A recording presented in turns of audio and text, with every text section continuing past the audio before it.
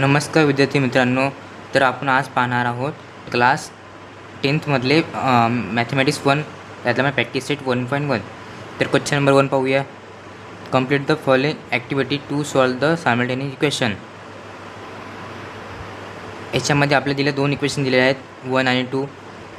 ते दोन्ही इक्वेशन आपल्याला सॉल्व करायचे आहेत. तर पहिले इक्वेशन आहे 5x + 3y = 9. सेकंड आहे 2x - 3y = 12. हे दोन्ही इक्वेशन ॲड करायचे आहेत. तर चला बघूया. 5x + 3y = 9 हे आहे पहिले इक्वेशन आणि 2x - 3y = 12 हे आहे सेकंड इक्वेशन. हे दोन्ही इक्वेशन ॲड करायचे आपल्याला. तर +3y - 3y हे काय होतील, कॅन्सल होतील आणि 5x + 2yx हे होतील 7 आणि हा एक त्याला x आणि 9 + 12 हे काय होतील 21. तर आपल्याला बघा इथं 7x + 21 हे दिलं आहे. हा x 7 कुठे जातील, जर आपल्याला घ्यायचं आहे 7 इथे जाईल, याच्या खाली जाईल म्हणून इथं आले. इथं आहे 21 / 7. तर बघा आता 7 जर याला हे केलं काय येईल 7 × 3 काय येतील 21 म्हणून याचं व्हॅल्यू किती येईल 3. एक्सची व्हॅल्यू 3 आली आपल्याकडे. नंतर इथं बघू place x = 3 in equation 1. Equation 1 कुठे आहे इथे 5x + 3y = 9. इथे एक्सच्या जागी आपण 3 व्हॅल्यू 2 इथे लिहिले आहे. एक्सची व्हॅल्यू 3 आपण जे काढलेली आहे ते एक्सची व्हॅल्यू इथे 3 ठेवली. नंतर काय 5 × 3 15. इथे बघू इथं 5 × 3 15 + 3y = 9 आले. आता हे जे 15 आहेत हे या साईडला येतील. इथं 15 मायनसमधील, कारण की इथं प्लस आहे तिथं त्या साईडला गेलं की मायनस होतील. नंतर बघू 3y 9 - 15 किती येतील, तर इथे येईल -6 येईल.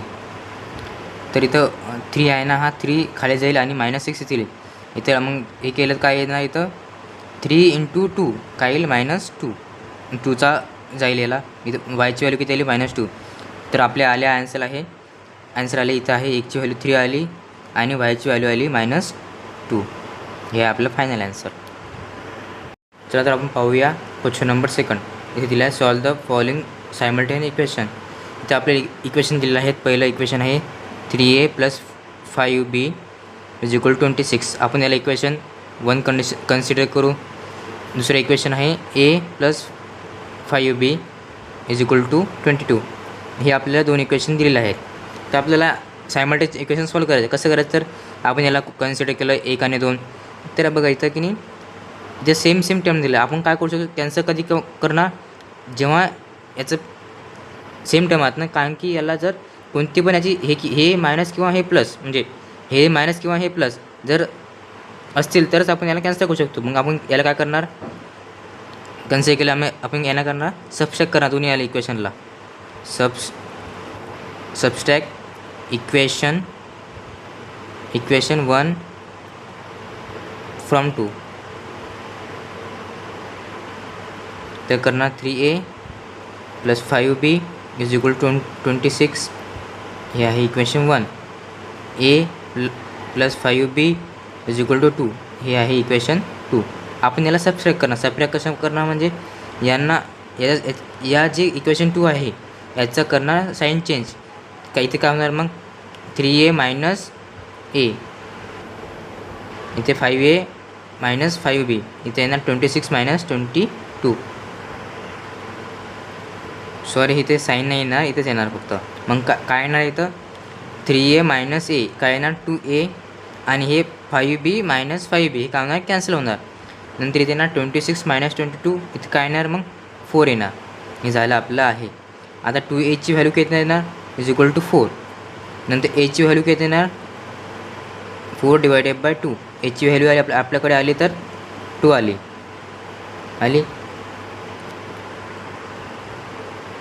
आपण हेच aची व्हॅल्यू इथे इक्वेशन सेकंड म्हणतो, कारण की तेच इझी पडते. बघा हे आहे सेकंड इक्वेशन a + 5b = 22. इथे aची व्हॅल्यू काय करणार पुट, इथे लिहिणार पुट a = 2 इन इक्वेशन 2. काय करणार मग a plus 5b is equal to 22. याची व्हॅल्यू आहे 2 plus 5b is equal to 22. हे दोन हे 2 आहेत हे काय जाणार, मग काय येणार 5b is equal to 22 minus 2. मग काय येणार 5b इज इक्वल 22 मायनस 2 किती येणार 20. तर बीची हा काय नाही 5 आणि हा 5 इकडे जाणार, मग काय येणार 22 divided by 20 divided by 5 is equal b कायची व्हॅल्यू बीची व्हॅल्यू किती येणार 5 इंटू 4 म्हणजे 4 डिवाइड होणार त्याला, मग काय ना बीची व्हॅल्यू आली 4. तर आपलं आहे बी एची व्हॅल्यू आली 2 आणि बीची व्हॅल्यू आली 4.